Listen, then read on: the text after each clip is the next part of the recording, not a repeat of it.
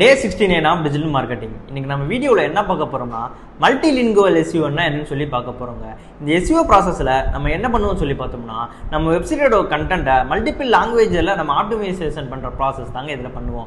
இது பண்றது மூலமா நம்ம இங்கிலீஷ் மட்டும் இல்லாம அதர் லாங்குவேஜ் பேசுற people கிட்டயும் நம்மளோட வெப்சைட்டை கொண்டு போய் சேர்க்க முடியுங்க. இத தான் நம்ம மல்டிலிங்குவல் SEO processல நம்ம பண்ணுவோங்க. இதுல கீ எலிமெண்ட்ஸா என்னென்ன process பண்ணுவோம்னு சொல்லி பார்த்தோம்னா லாங்குவேஜ் ஸ்பெசிபிக் URL சொல்லி சொல்வாங்க.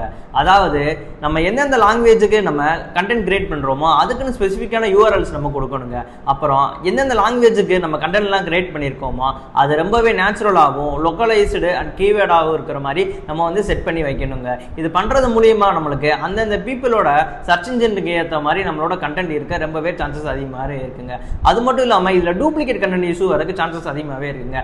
அதாவது ஒரு லாங்குவேஜ் போட்ட கண்டென்ட்டை அப்படியே டிரான்ஸ்லேட்டை போய் சேஞ்ச் பண்ணாமல் அந்தந்த லாங்குவேஜுக்கு ஏற்ற மாதிரி அது ரொம்ப ப்ராப்பரா இருக்கா அப்படிங்கிறத பார்த்து நம்ம சேஞ்சஸ் பண்ணுவோங்க.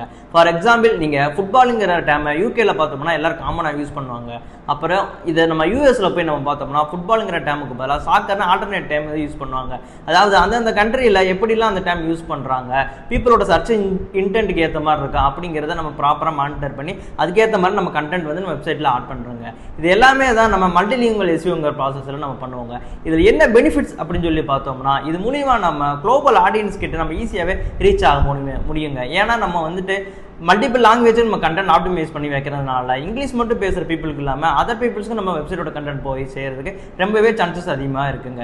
இப்போ நம்ம மல்டிபிள் லாங்குவேஜுக்கு நம்ம கண்டென்ட் ஆப்டிமைஸ் பண்ணி வைக்கிறதுனால நம்மளோட SEO ரேங்கிங் ஹையாக இருக்கு, ரொம்பவே சான்சஸ் அதிகமாகவே இருக்குங்க.